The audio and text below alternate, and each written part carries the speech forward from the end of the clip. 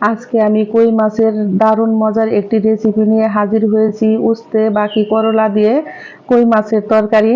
আর কই মাছের এই তরকারি উস্তে দিয়ে খেতে হয় ভীষণই মজার। অবশ্যই পাতলা ঝোল করে এইভাবে গরমের মধ্যে একবার হলেও বন্ধুরা তোমরা রান্না করে খেয়ে দেখো। আমি দেখো নিয়েছি বেশ কিছুটা কই মাছ, আর আমি এর মধ্যে দিয়ে দিয়েছি হলুদের গুঁড়া, মরিচের গুঁড়া, ধনিয়ার গুঁড়া, স্বাদ মতো লবণ আর অল্প পরিমাণে একটু সরিষার তেল দিয়ে দেখো আমি মাছটাকে বন্ধুরা ভালো করে এপাশ ওপাশ ভালো করে আমি কিন্তু মেখে নিচ্ছি, যাতে নাকি আমার মাছের গায়ে মশলাটা ভালো করে ঢুকে আর মাছটা খেতেও হয় যেন দুর্দান্ত মজার।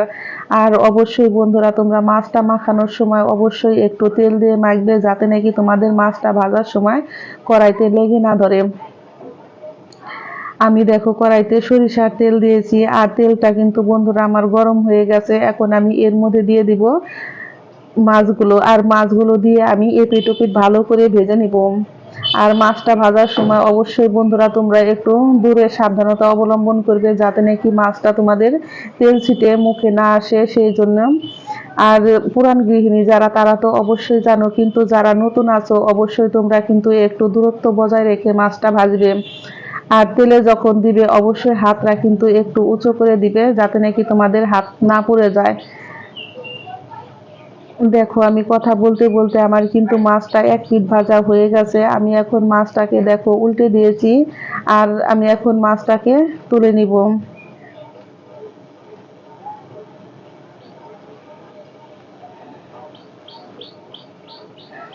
আমি কিন্তু মাছটা বেশি কড়া করে ভাজবো না, কারণ বেশি কড়া করে মাছ ভাজলে কিন্তু মাছটা খেতে ভালো লাগে না। আমি সব সময় বন্ধুরা কিন্তু একই কথা বলি, আর তোমাদের যদি বেশি কড়া করে ভেজে খেতে ভালো লাগে তাহলে তোমরা একটু কড়া করে ভেজে নিবে। দেখো আমি নিয়েছি, আজকে দেখাবো একটু ভিন্ন ধরনের, মানে কি আমার ছেলের ভীষণই পছন্দ এই আলুর তরকারি। আর ও তো বন্ধুরা বাসায় থাকে না, আর বাসায় আসলে আবদারের কোনো শেষ থাকে না।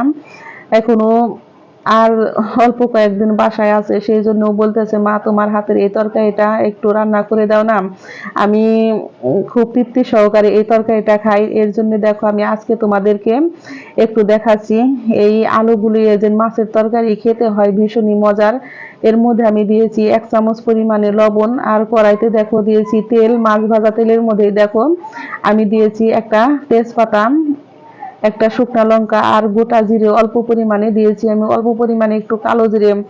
এখন সমস্ত উপকরণ দেখো আমার লাল লাল ভাজার পরে কিন্তু আমি দিয়ে দিচ্ছি কাঁচামরিচগুলো। আর কাঁচামরিচগুলো কিন্তু বন্ধুরা অবশ্যই তেলের মধ্যে দিতে হয়, আর তেলের মধ্যে এইভাবে দিলে কিন্তু তরকারির সেন্টটাই আসে অন্যরকম, আর তরকারিটা খেতেও হয় বন্ধুরা ভীষণই মজার।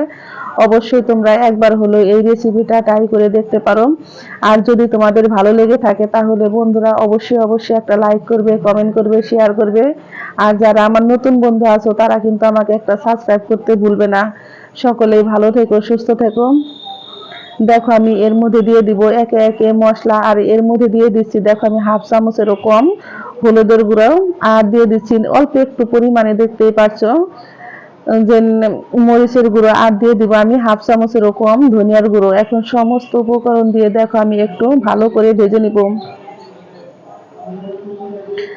আর এই তরকারিটা কিন্তু বন্ধুরা রান্না করতে বেশি সময় লাগে না, খুবই অল্প সময়ে ঝটপট তরকারিটা রান্না হয়ে যায়, কিন্তু খেতে হয় বন্ধুরা দুর্দান্ত মজার। অবশ্যই এই রেসিপিটা একবার হলো তোমরা ট্রাই করে দেখতে পারো। আর দেখো আমি কিন্তু আর একটা কড়াইয়ের মধ্যে নিয়েছি বেশ কিছুটা উস্তে, আর উস্তেটা কিন্তু আমি একটু লবণ দিয়ে হলুদ দিয়ে আমি এটাকে ভেজে নিয়েছি, কারণ এটা আমি কাঁচা দিব না, কাঁচা দিলে তিতা লাগে। সেই জন্য যাতে নাকি তিতা ভাব না লাগে আর তরকারিটাও যাতে নাকি তিতা না হয়, সেই জন্য আমি কিন্তু আলাদা উস্তাটা, দেখতেই পারছো বন্ধুরা, আমি ভেজে নিয়েছি। আর উস্তা ভাজিটা আমি তোমাদের দেখাইনি, কারণ উস্তা ভাজিটা তো বন্ধুরা সকলেই পারো, সেই জন্য। আর দেখো অল্প পরিমাণে জল দিয়ে কিন্তু আমি আলুটাকে ভালো করে কষিয়ে নিয়েছি, আর এর মধ্যে আমি দিয়ে দিব বেশ পরিমাণে ঝোল। আর আমি কিন্তু আজকে পাতলা করে আলুর ঝোলটা রান্না করে দেখাবো, মানে কি খুব বেশি পাতলাও না আবার খুব বেশি ঘনও না, তোমরা আন্দাজ করে নিবে কে কতটুক ঝোল খাবে। দেখো কথা বলতে বলতে আমার তরকারিতে কিন্তু বলক চলে এসেছে। এখন এর মধ্যে আমি দিয়ে দিব একে একে ভেজে রাখা মাছগুলো, আর মাছগুলো দিয়ে আমি কিন্তু 2-3 মিনিট রান্না করে নিব। আর এই তরকারিটা বন্ধুরা গরমের দিনে বা কি শীতের দিনে অবশ্যই তোমরা যে কোনো সময় রান্না করে খেতে পারবে। তরকারিটা খেতে হয় দুর্দান্ত মজার। আর এখন তো যে গরম পড়েছে বন্ধুরা, কোনো কিছু দিয়ে ভাত খেতে ভালো লাগে না। আমরা যদি প্রতিদিন ভিন্ন রকমের একটু রান্না করে খাই তাহলে কিন্তু খাবারের টেস্টটাও আসে অন্যরকম, আর খেতেও ভীষণ ভালো লাগে। দেখো এখন এর মধ্যে দিয়ে দিচ্ছি আমি ভেজে রাখা উস্তে। আর উস্তে দিয়ে কিন্তু আমি এখন কিন্তু নাড়াচাড়া করব না, একটু দেখতেই পারছো যে হালকা একটু আমি নেড়ে দিয়েছি। আর নেড়ে দিয়ে কিন্তু আমি এখন রান্না করে নিব 2 থেকে 3 মিনিট। আর উস্তে দিয়ে কিন্তু আমাদের খুব বেশি রান্না করার দরকার নেই। আমার লবণটা, হ্যাঁ বন্ধুরা, ঠিকই আছে, আর লবণ দিতে হবে না। আমি এখন কিন্তু তরকারিটা চুলাই থেকে নামিয়ে নিব। আমার তরকারিটা একদম পারফেক্ট ভাবে রেডি হয়ে গেছে। এখন আমি এর মধ্যে দিয়ে দিচ্ছি 1/2 চা চামচ পরিমাণে জিরার গুঁড়ো। আর জিরার গুঁড়ো দিয়ে আমি কিন্তু এখন তরকারিটাকে নামিয়ে নিব।